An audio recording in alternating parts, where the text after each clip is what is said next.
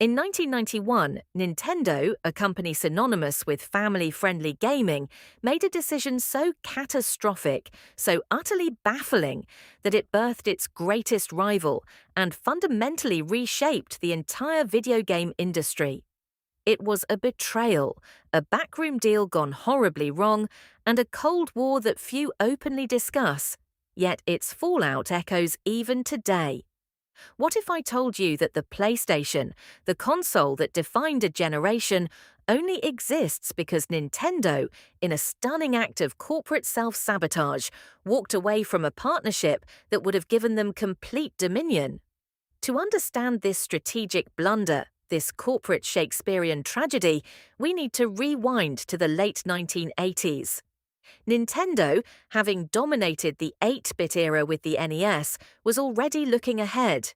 The future, they believed, lay beyond cartridges. Compact discs, or CDs, were emerging as a revolutionary storage medium, offering vast amounts of data storage compared to their ROM cartridge counterparts. This meant richer graphics, full-motion video, and, crucially, high-fidelity audio, something previously unheard of in home gaming. Nintendo knew they needed a CD-ROM add-on for their upcoming Super Famicom, later the Super Nintendo Entertainment System, SNES, but they lacked the expertise in optical media technology. Enter Sony. Now, Sony wasn't a major player in gaming at this point. They were an electronics behemoth, renowned for Walkmans, Trinitron TVs, and most importantly here, their cutting-edge CD technology. Kutaragi Ken, a brilliant engineer at Sony, harbored a deep passion for video games and had a vision for Sony's entry into the market. He had previously worked with Nintendo, developing the SPC700 sound chip for the SNES itself, a collaboration that forged trust. The idea was simple.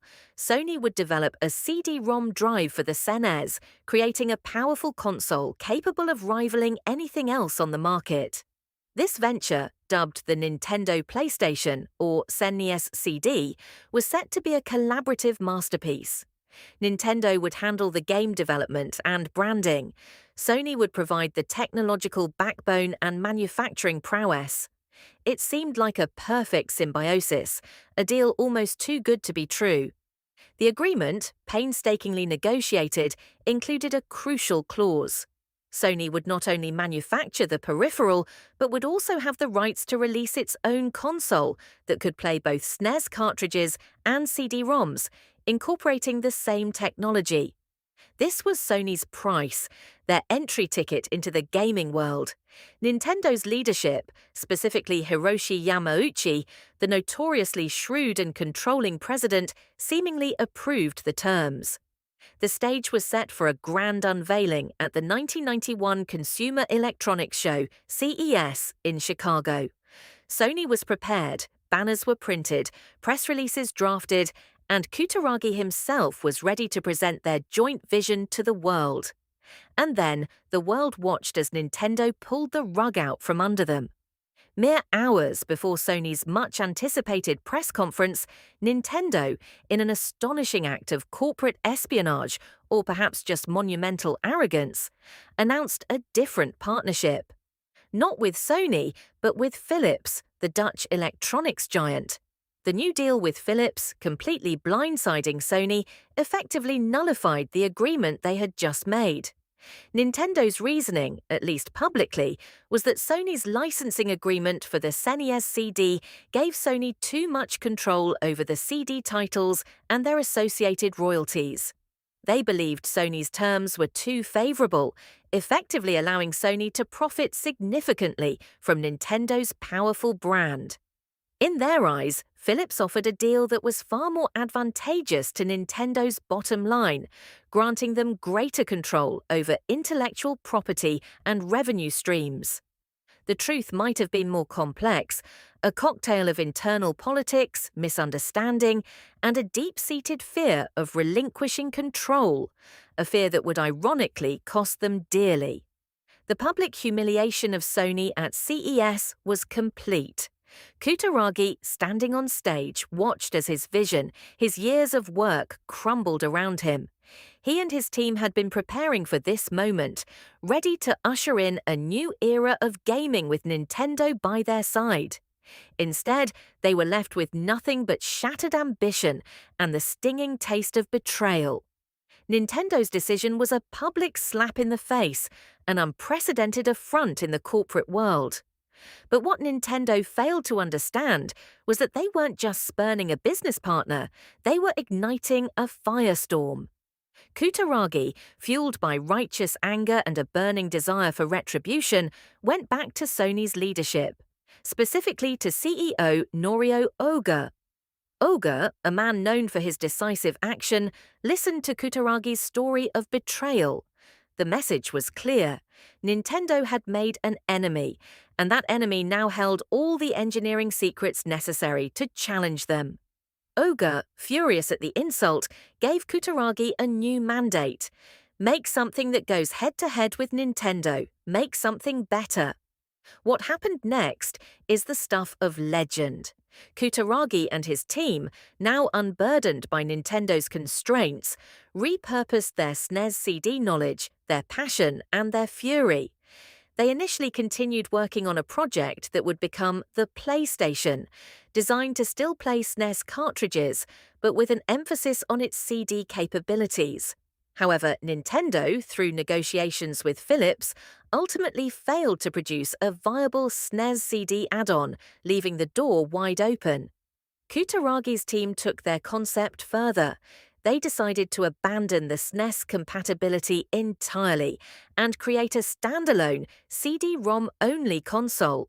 This bold new direction allowed them full creative control, freed from the limitations of Nintendo's existing architecture.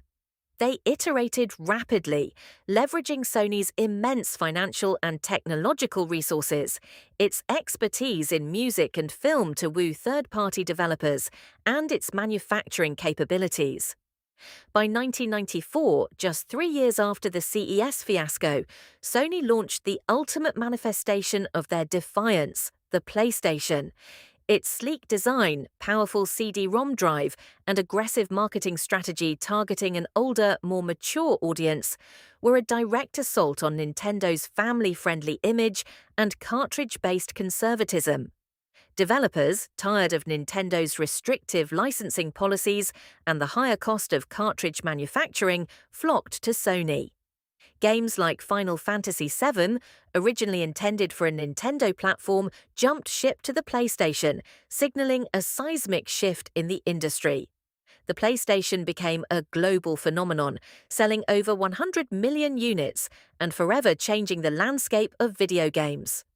Nintendo, meanwhile, struggled with the Nintendo 64, a powerful console in its own right, but handicapped by its adherence to expensive cartridges and a relatively small game library compared to its CD-based competitor.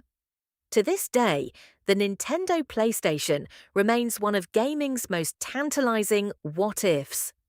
A single prototype, a relic of a forgotten past, occasionally surfaces, a ghostly reminder of a partnership that never was.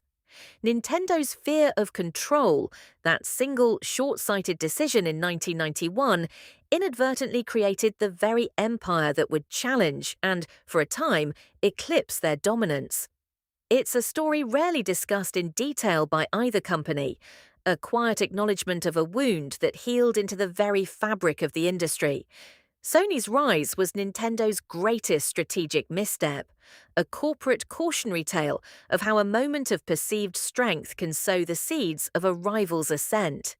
We may never know the full extent of the discussions and deliberations that led to that fateful CES announcement, but its ripple effects continue to shape the gaming world we inhabit today. If you want more untold stories of corporate rivalries and technological gambles, the next video explores the secret history of Sega's doomed console, the Dreamcast, and why it failed despite its brilliance.